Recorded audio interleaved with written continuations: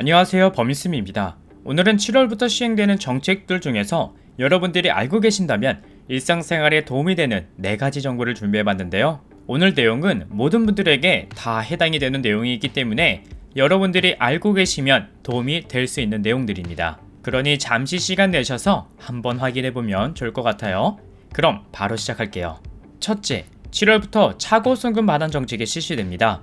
요새는 코로나19로 온라인으로 물건을 살 때 실시간 계좌 거래를 하거나 또는 지인에게 간편 송금으로 돈을 보내주는 경우가 정말 많은데요. 하지만 최근 핸드폰으로 간편 송금하는 사람이 늘면서 계좌번호 또는 금액을 잘못 입력하는 경우가 해마다 늘고 있고, 또 돈을 잘못 받은 사람도 전화를 피하거나 되돌려주지 않아서 그 피해는 더욱 커지고 있다고 합니다. 근데 대부분 사람들이 내가 실수로 돈을 잘못 보내도 법적으로 다시 되돌려받을 수 있지 않나 라고 생각하고 계시지만, 사실 돌려받는 경우는 절반도 안 되고 그 절차도 굉장히 복잡하다고 해요. 게다가 현행법상 돈을 받은 사람이 끝까지 돈을 돌려주지 않을 경우 강제로 되돌려받을 수단이 없다고 합니다. 그래서 유일한 방법은 내가 직접 소송을 걸어서 되찾아야 되는데, 여기서 변호사 선임비 등 한 건당 60만원 이상 들고 기간도 최소 6개월이 걸리기 때문에 배보다 배꼽이 더 큰 경우 아예 포기하는 경우가 대부분이었다고 해요. 하지만 7월 6일부터는 차고송금이 예금자 보호법에 적용돼서 예금보험공사가 대신 돈을 받아서 되돌려줄 수 있게 됩니다. 그래서 이제 여러분들이 실수로 차고송금을 했을 경우 앞으로는 은행에 연락할 필요 없이 예금보험공사에 차고송금 반환 신청을 하면 되는데요. 그러면 예금보험공사가 대신 돈을 잘못 받은 사람에게 직접 반환 안내를 하고, 필요한 경우에는 법원의 지급명령 등을 이용해 최대한 돈을 모두 회수할 수 있게 도움을 준다고 합니다. 또 송금인이 토스나 카카오페이 같은 선불 전자지급 수단을 통해 돈을 잘못 송금해도 반환 지원을 신청할 수 있다고 해요. 분명 살다 보면 실수로 한 번쯤 돈을 잘못 보내는 경우가 발생할 수 있어요. 그때 이 내용을 잘 기억해 두신다면 큰 도움이 될 것 같습니다. 둘째, 은행 방문 예약 서비스 실시.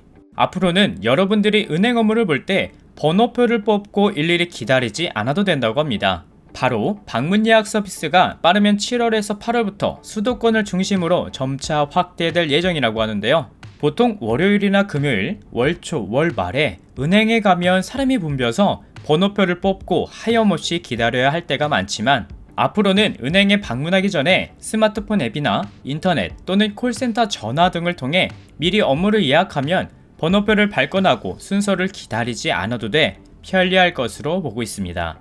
물론 지금도 지점 상담 예약 서비스라고 해서 대출 상담이라든지 입출금, 예금, 신용 상담 등 일부 지역에서 이미 운영하고 있는데, 이제 전국적으로 점차 확대된다는 거예요. 앞으로 이 방문 예약 서비스가 전국적으로 잘 도입이 된다면 은행에서의 대기 시간이 많이 줄어들 것으로 예상된다고 하니까, 사람이 몰리는 시간대에 은행 업무를 봐야 한다면 방문 예약 서비스를 활용해보는 것도 좋은 방법일 것 같습니다.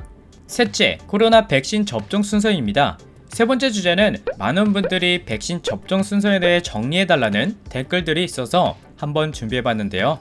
벌써 국민의 23%가 넘는 사람들이 백신을 맞았다고 하는데, 나는 언제 맞을 수 있는지 궁금하실 수 있어요. 그래서 월별로 또 연령별로 쉽게 보실 수 있게 표를 준비해봤고, 6월 13일까지 발표된 내용을 토대로 정리한 내용이라 조금 변동될 수 있습니다. 먼저 4월부터 만 75세 이상 어르신을 대상으로 화이자 백신으로 현재까지 접종을 하고 있는 상황이고요. 그 다음 5월부터는 만 65세에서 75세 어르신들과 항공 승무원에게 아스트라제네카 백신으로 접종을 진행하고 있습니다.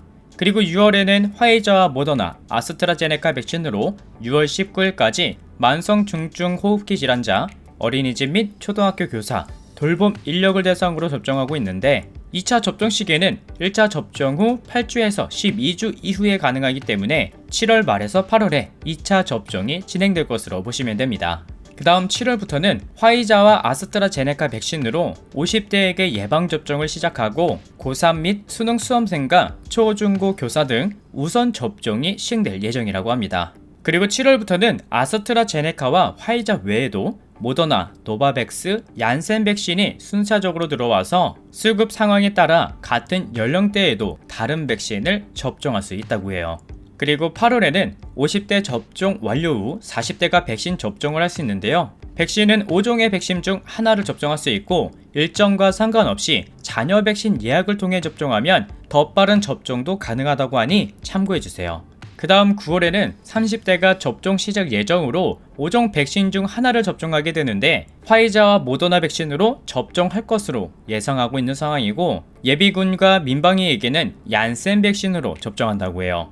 그리고 9월 이후에는 백신 수급 상황에 따라 20대가 접종할 수 있는 순서로 예상되고 있고 10대의 경우 화이자 백신으로 접종 시기는 기말고사 이후로 일정을 고려하고 있지만 현재 만 16세 미만에게는 허가가 난 백신은 없는 상황이라서 고3 학생과 수험생을 제외하고는 접종 계획은 없는 상태입니다. 이처럼 정부에서 9월까지 전국민 70%에게 1차 접종을 끝낸다는 목표를 세웠기 때문에 정부가 6월 17일에 7, 9월 백신 접종 일정을 발표한다고 하니까 이후에 발표된 내용을 토대로 다시 정리해서 전해드리도록 하겠습니다.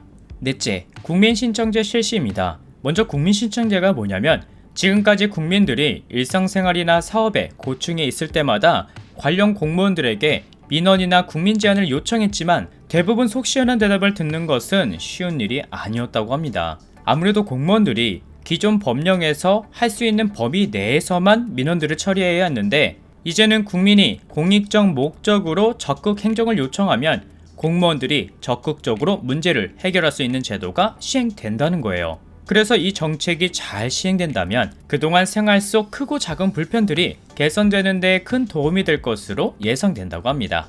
이 외에도 국민들이 공무원의 소극행정을 신고할 수 있도록 소극행정 신고 제도도 함께 운영한다고 하는데요. 소극행정 신고 제도는 공무원들이 주어진 업무를 게을리하거나 책임을 떠넘기는 등의 소극적인 행정들을 신고할 수 있고 신고센터에 접수되는 상습 사례에 대해서는 해당 공무원에게 중징계 이상의 불이익 처분 또는 최대 파면까지 징계한다고 합니다. 물론 친절한 공무원들도 많지만 일부 그렇지 않은 분들의 말투 때문에 간혹 상처받는 분들이 있는데 앞으로는 그런 일이 많이 줄어들 것으로 보입니다. 오늘은 이렇게 7월부터 시행하는 정책 중 여러분들이 알고 계시면 도움이 되는 4가지 정보를 준비해봤는데요. 차고송금 반환 제도라든지 은행 예약 서비스, 백신 접종 시기 등을 잘 참고하셔서 7월은 보다 건강하고 행복한 달이 되셨으면 좋겠습니다. 네, 오늘은 여기까지 준비했고요. 저는 다음 영상에서 다시 인사드릴게요. 감사합니다.